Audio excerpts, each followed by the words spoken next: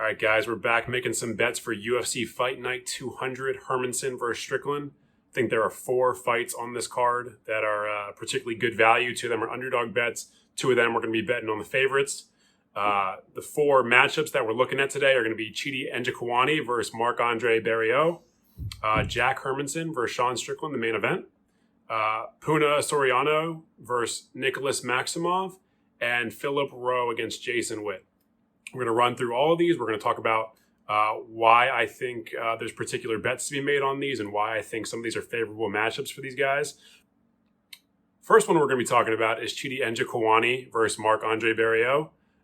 This one's fairly easy. You know, even though Chidi Njokoani is the underdog in this fight, he is currently plus 125 on Unibet. He's got significantly more experience. He's the more polished striker. And he has a reach advantage. He has a size advantage. He's been at the top of the game for a longer period. You know, obviously that does carry some drawbacks with it. There's a little bit more mileage on him. He's been in some wars over the course of his career. You know, he's been fighting as a professional for a very long time at this point. He's in his mid-30s. But I think his experience edge, his size edge, and his striking is going to carry him to a victory. I'm saying that he's likely going to win a decision. I don't think he is going to finish the fight, but if it does get finished, it's very likely it's going to be a TKO rest stoppage.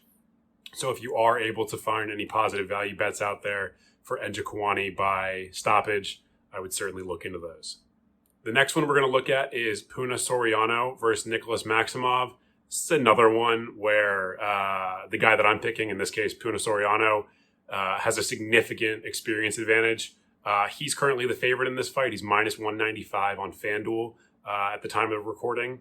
And I think the odds are likely going to continue to swing in his favor. He has significantly more UFC fights. He has more fights in general, both as an amateur and a professional. He's the better striker. He's the better grappler. He's a significantly better athlete in my estimation. And I think Maximov, at this point in his career, you know, he's fairly early going in his career. Doesn't have a lot of UFC fights. He was on the Dana White Contender Series before coming over to the UFC. Did not get a contract from the Dana White Contender Series. So, you know, they ended up bringing him over, but they didn't have him as a highly touted prospect. I don't think he's really done that much in his career outside of beat, you know, low-level guys. And unfortunately, I don't think he's going to have enough juice in the tank to beat a guy like Soriano. I do expect Soriano to put him on him for the entire 3 rounds and to cruise to a fairly easy decision victory. The next fight we're going to be making a pick on is Phillip Rowe versus Jason Witt.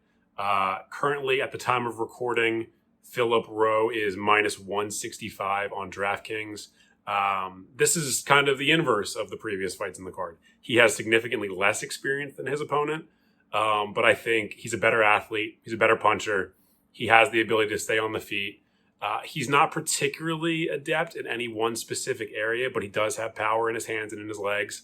And I think Jason Witt is on the downturn of his career at this point. You know, no knock on him at all. He's had a decent career, and he's fought some decent names. But I don't think he's just going to have enough firepower to beat a guy like Phillip Rowe. And so we're going to be putting at least a couple units on Phillip Rowe to beat Jason Witt. In the final fight that we're going to be making a pick for, we're actually going to be taking the underdog in the main event. That's going to be Jack Hermansson to beat Sean Strickland.